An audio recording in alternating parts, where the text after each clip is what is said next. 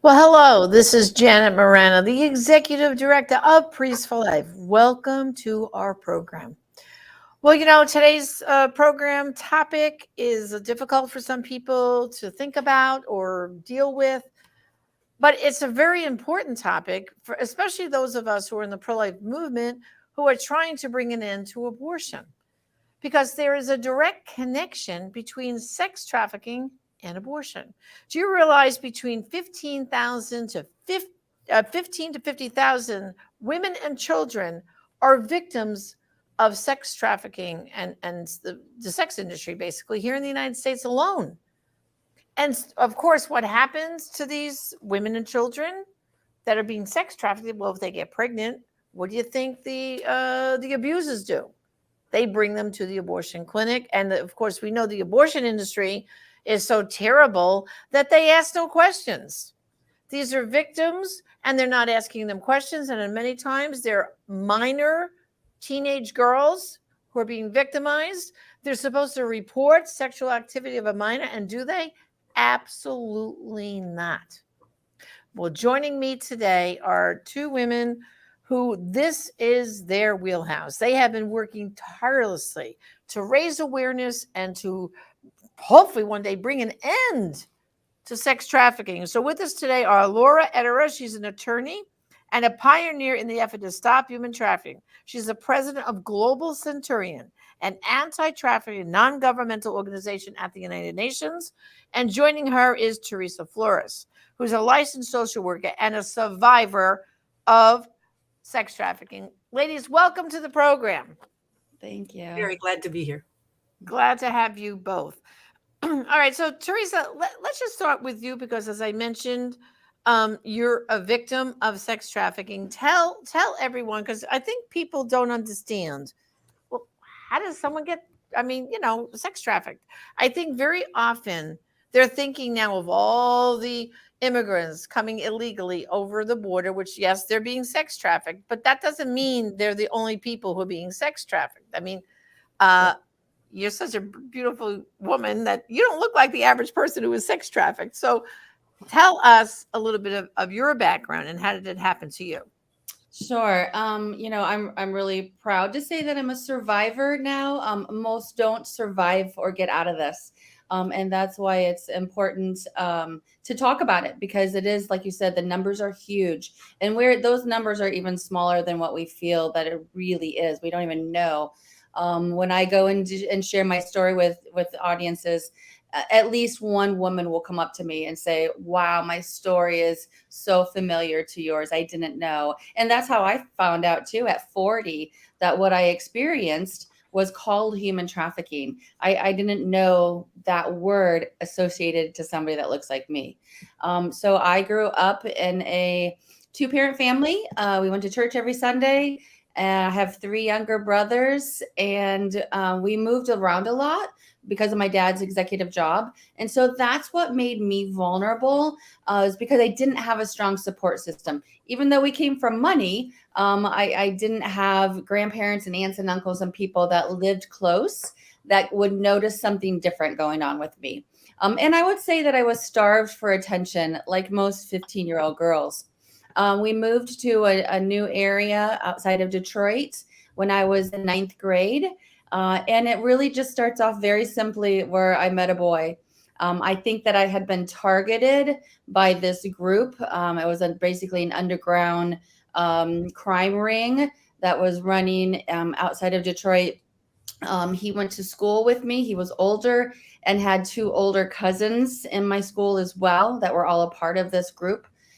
And took about 6 months of him, we call it grooming, where he was being very kind and nice and showered me with attention, and then asked me if I wanted a ride home from school one day. It was that simple, where, here I am enamored with him. I'm not allowed to date. My parents are very strict. And I thought a ride home from school was safe because I knew him. And unfortunately, that wasn't the case because he didn't take me home.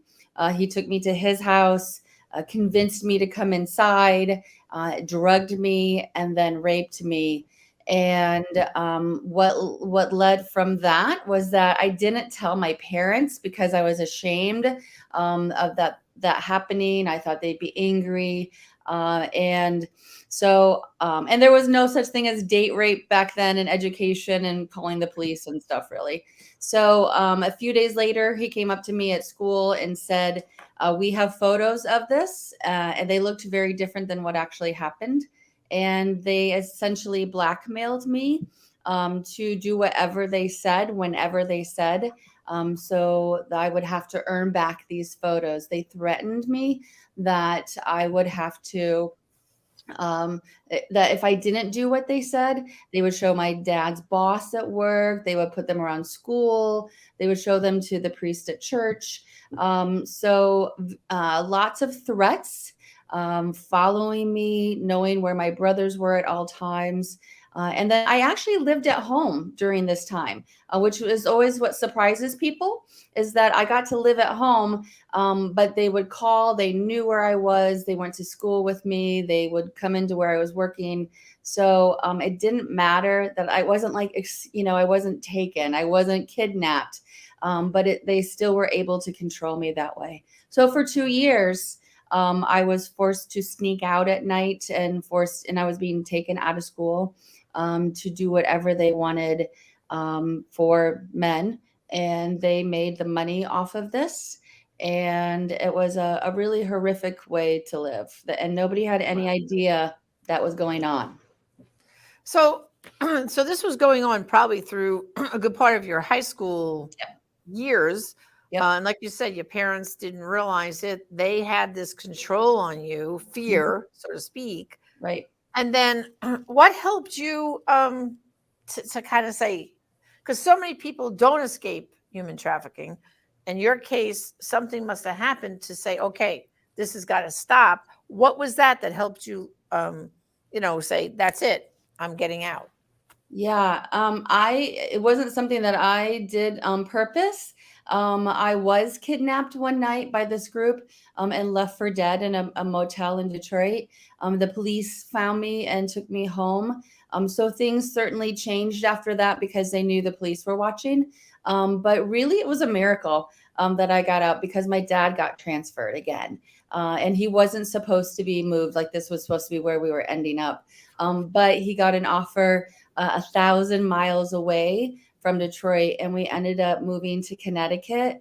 And I didn't tell a soul that we were leaving. So I escaped, but really, it was just a miracle that I was able to escape. And then during that time, did you become pregnant at all? No, another miracle that happened because, Wow. somebody asked one time, like, how many men were there? And it's like something that really you should never ask a survivor, because it's impossible to know. And it hurts so bad to try and think of how many. But Right. you can imagine, hundreds, thousands, right? So, and I was 15 when it started. So it really, really, truly was a miracle that I didn't get pregnant.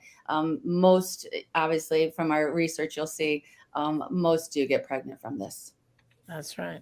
Okay, so now Laura, you're the one who has this wonderful ministry, and you got involved. You're actually involved, obviously, at the UN. So tell us about your background a little bit, and how did you and Teresa kind of meet and get connected, and now you're doing this work together. So Laura, let's hear from you now. Well, I've been doing this work for so many years. I'm not sure where to start. I would say this called me. I didn't look for it.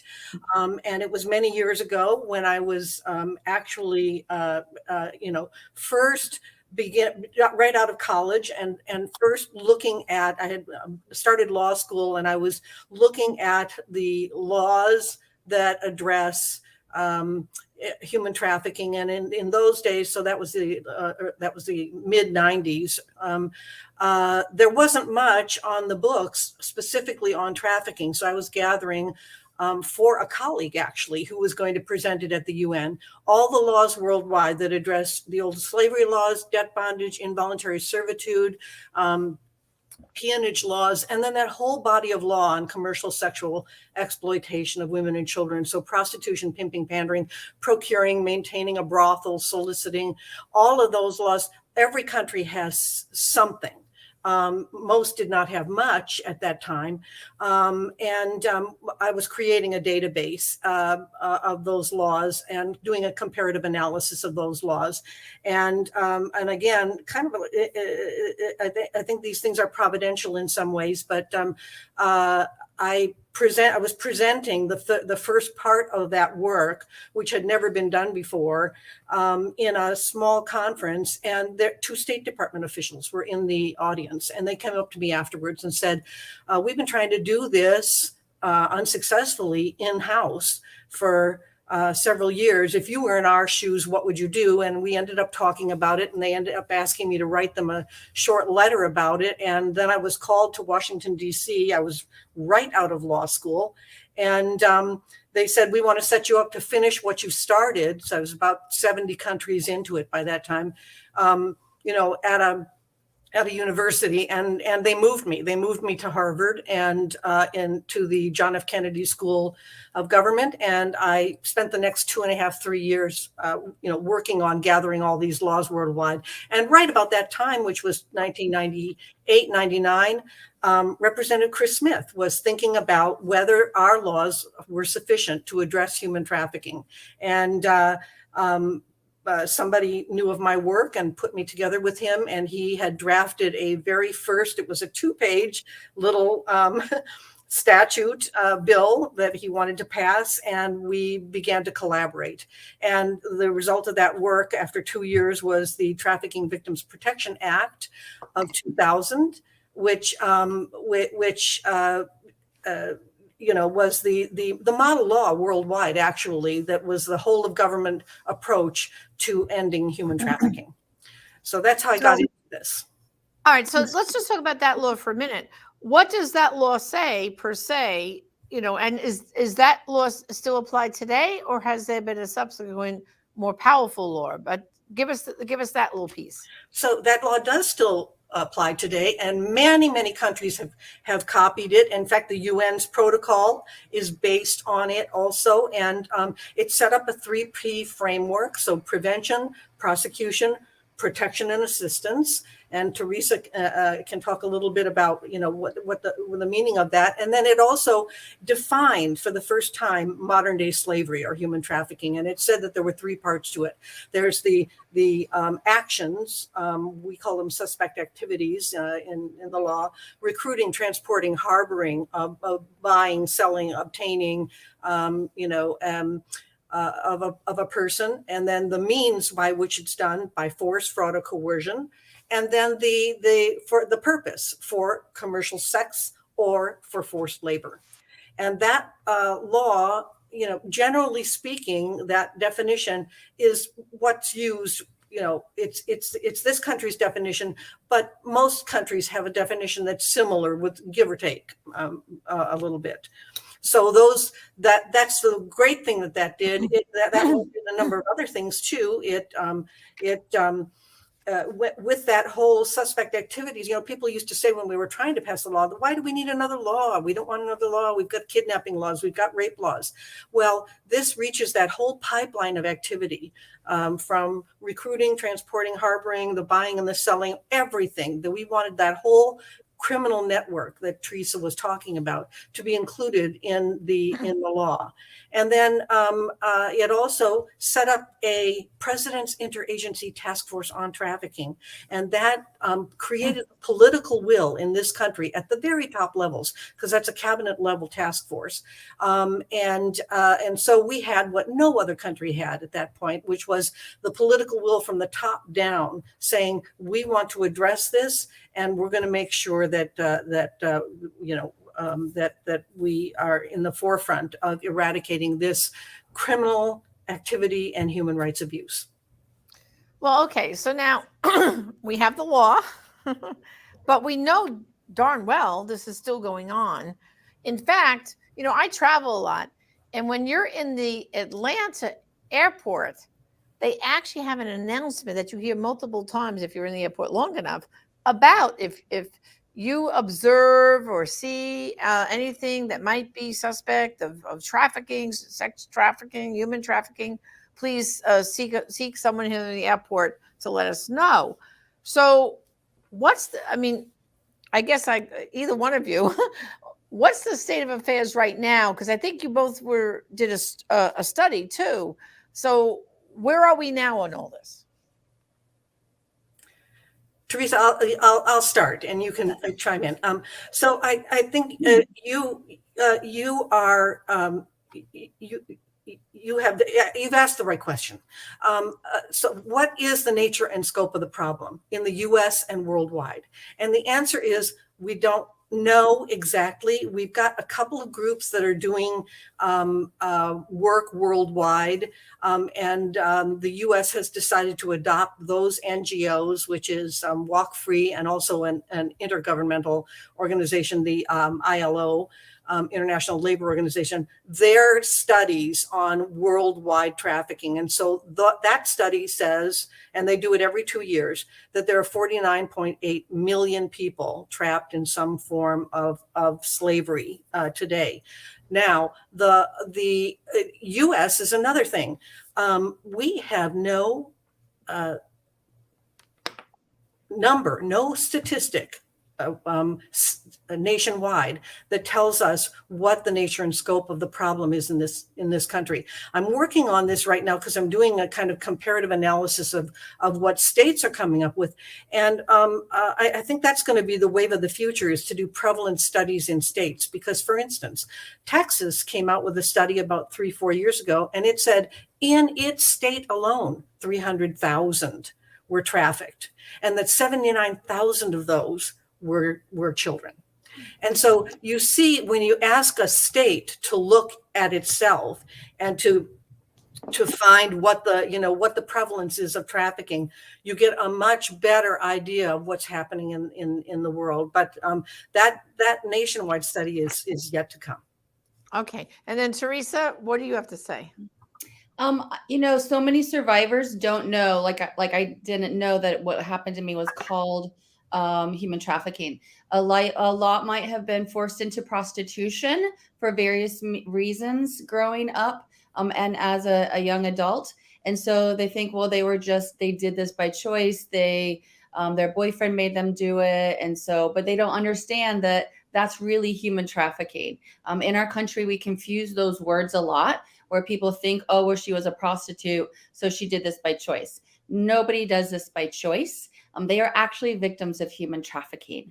We know that 40 to 45% of the victims that have been trafficked in the U.S. are actually trafficked by their family members. And so this is a huge issue that we, like Laura said, we have yet to even be able to uncover the sheer number of really what this looks like in the United States. But if you think of Texas, 79,000 kids that are being trafficked, multiply that by, every state, that's quite a big problem here. I mean, this is the second leading crime in the United States. So you just said family members. I mean, yeah. I can't wrap my head around that. Like, how does a family member take a younger girl member of their family? Now, you're talking about immediate family, or it could be an uncle trafficking a niece, or, I mean, this is really what's happening? Yeah, 40 to 45% of victims are trafficked by family members. So it could be extended family or immediate family. I know of a young woman, she's in her 40s now. She was 13. She was molested by her father. We have a large percentage that are actually started off with incest and molestation that then go into being trafficked. She was trafficked by her father, and actually did get pregnant, and he took her to the abortion clinic and stood by her side the entire time. And yet nobody asked those really important questions, like, where's your mom? Why are you 13? And, those things like that would have been the perfect opportunity for somebody to intervene in her life. Yeah. Yeah. Well, like I said, the abortion industry, they don't report. And we know that by testimonies I have with the women from Silent No More. They were teenagers, when they got pregnant and were taken by, like you just said, a relative or a boyfriend or someone to the abortion clinic. Well, that's sexual activity of a minor. They're supposed to report that. And obviously they're not reporting. Correct? Absolutely. Yeah. And so if people are listening to this right now, and they must be saying, well, no one that I know is sex trafficked, and what could I do about it? And like that announcement I hear why in the Atlanta airport? I haven't heard it in any other airport but Atlanta. So that's my first question. Either one of you can take it. But then the next question is, what can people do? This old phrase about if you see something, say something. But what are they looking for? What are people looking for to say, uh-oh, this doesn't look right? So go ahead, Teresa, you go first, and then we'll go back to Laura. Yeah, I travel a lot too, and I've heard that. I've heard the recording a lot. Other airports have signs in the bathroom. They have signs at the luggage claim, and I think they're great for raising awareness. But you're right; people don't know what the signs are. They don't know, who do I call? What do I do if I see something unusual? And is this like just my imagination, or somebody else will do something? And so, unfortunately, that happens all the time, because people aren't educated enough in this country on what the signs are. If they knew, and it is hard to see. You say a younger girl inappropriately dressed in the airport with an older guy, and she's kind of being dragged along. She doesn't look happy. That could be, a teenage kid with their family. So I know it's hard to tell, but it's a gut instinct that you get. And that gut instinct's always right. So, and if you were to call the number and say, hey, look, I see something, I'm not sure, but it doesn't sit right with me. Who cares if you're wrong? Like, if you're right, you just saved somebody. So it's great awareness, but it is a difficult thing to break through. It's almost like we need to have a big campaign on this, like we did with domestic violence, like we do with cancer. We need to have a huge campaign and put money into it, so that everybody gets educated on it. All right. So, just like basic, I think like whether it's sex trafficking or for work, right? Your neighbor, you suddenly see a young girl that's hanging around in their house, right? And helping around the house. Wouldn't that be a sign that, oh, maybe she's being trafficked for labor? Maybe not sex, but for labor, right? Like, in other words, should we look for suddenly someone who seems to become part of someone's family that's not related, doesn't even look like the family, but they're suddenly there with the family? I would look for signs like, does she get to leave? Is she always there at home? And you never see her in the car going anywhere. She's sleeping, eating, living there, and not leaving. Does she look like she's abused? Is she wearing the same clothes every day? And even having a conversation with her, saying, hey, I see you're from another country. How often do you get to talk to your family at home? How much do you make an hour? Are you being compensated? So things like, there's some key questions to definitely ask if you're in that situation. Maybe even at a restaurant where you see the same young person over and over. Are they living there at the restaurant or the nail salon or the massage parlor? So there are a lot of signs that you can educate yourself on. Right. And then, Laura, is there kind of like I just asked Teresa, though, but is there a definite list of things? We have a law, and you both have researched this, but if someone were to say, like, okay, what are the signs? What are the things? And then what should I do? So what can you say, Laura, about how do I really know that I'm seeing sex trafficking here or for labor? I'll go to the study that Teresa and I just completed, because, for a long time we thought this was a criminal justice issue and a human rights issue, and we're finding that it's a public health issue too, a public and a private health issue, and that trafficking victims have a lot of health problems. And what led us to this study was finding out that 71% had said that they were pregnant at least once during the time they were trafficked, and 22% said they were pregnant 5 times or more. And so, 55% said they had at least one abortion, 29%, 29.9, it was 30% said they had multiple abortions during the time they were trafficked. And so we wanted to look into what are some of the signs and indicators in the health field. So this pilot study that we just finished We among 31 of the survivor respondents, 119 pregnancies were reported just among those 30 respondents, and miscarriage and abortion were really common pregnancy outcomes, with 35% of all of the pregnancies ending in abortion, and 37% of the survivors saying that they got some prenatal health care, but lots of them saying they didn't get any prenatal health care if they decided to carry the baby to term. And among the survivors that had abortions, 82% said that they regretted their abortions. And so the focus that I would like people to have right now is on figuring out how can we reach those who might be trapped in trafficking, and at least let them know that there are a lot of alternatives out there, because most of them were not aware of the alternatives. The 22%, only 22% were aware of pregnancy resource centers. Only 19% were aware of adoption alternatives. And only 3% were aware of the safe havens where you could have a baby and drop it off at a police station or a fire station or a hospital. And so getting the word out just generally about these amazing alternatives, I think is important, because when somebody's trapped in trafficking, you may not be able to reach them specifically and ask them questions. But we can advertise what kinds of help are out there and available.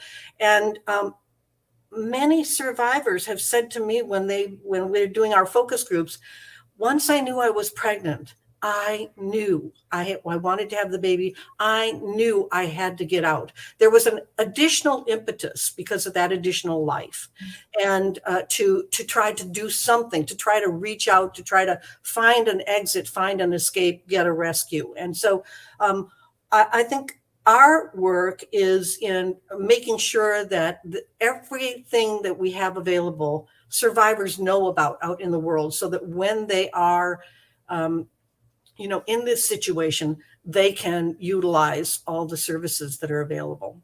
That was a long answer to your question, but No, that's okay. Well, recently here in Merritt Island, where I live, I went to visit our local pregnancy center there. And besides all the work at the pregnancy center, this was the most, I've been to pregnancy centers all over the country. And in this pregnancy center, in addition, they have a separate entrance here. And it turns out it's a beautiful setting. They have a shower in the back, and women, girls, whatever, know they can come there that are homeless, and they can come in, and it's a safe space.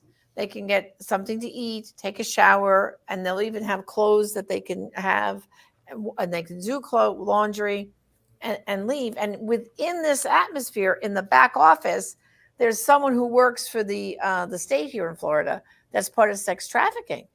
And they said that what happens is these girls come in and they start talking to someone over that little cup of coffee that they're warming up, or they're getting out of the heat and cooling off or whatever.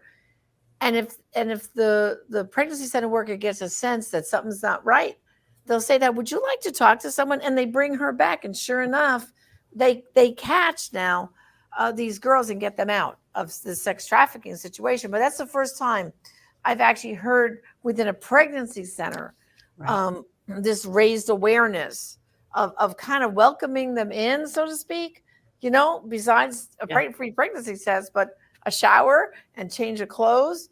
And then they are finding girls who are being sex trafficked. They have created a drop-in center, basically. And when we've surveyed survivors about what their needs were, one of the first things they say food, clothing, shelter. They say a place to take a shower.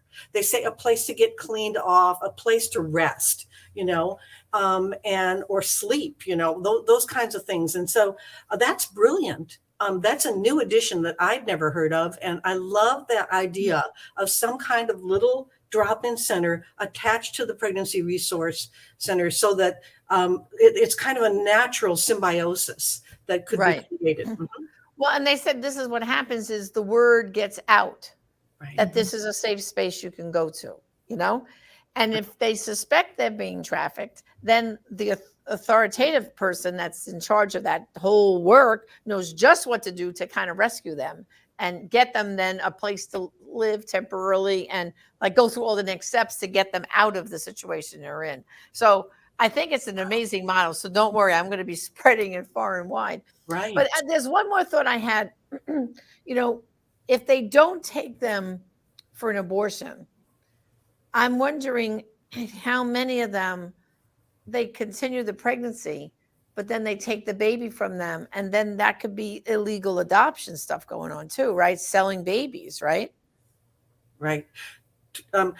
When Teresa and I did this study, this is a small pilot study, and it's a precursor to a much larger national study that we're involved in right now, where we're going to go to 20 cities. We've gone to about 10 already, but we're going to 20 cities and we're asking the same set of questions. But in this pilot study, yes, there were 44 survivors who had children born to them. I'm sorry, 44 children born to survivors while they were being trafficked. And 19 of the survivors said they were able to keep their children. 10 said they gave them to relatives, and the others had them taken either by the trafficker or by Child Protective Services, because Child Protective Services now takes a look and says, well, you're not a fit mother, or, oh my gosh, you have prostitution charges, or you have other criminal charges, and the child is taken away. And so that's another area where I think we need to take a good hard look at how our systems are actually working against. They're not really serving the needs of survivors who oftentimes want to keep their children and need help figuring out how to do that. Right. Amazing. One final thing, ladies. Okay. The old phrase, if you see something, say something. Is there a nationwide hotline number that we can publicize right now so that if you're not sure and you saw something, what do you do? Where do you call? What can you say? Yeah, there is. It's run by Polaris Project in Washington, D.C. And the national hotline number is 1-888-373-7888. And a victim can call in to get help immediately. They run, I think, 118 different languages, 24/7. And people can call in tips. But I would suggest that if they have tips or questions, that they maybe call their local authorities and ask and just let them know what's going on, because there might be part of a larger investigation. But the hotline number is perfect for people that are involved in it now and want to get out.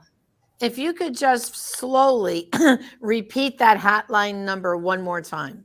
1-888-373-7888. Perfect. Thank you. Well, thank you, ladies, for this informative information.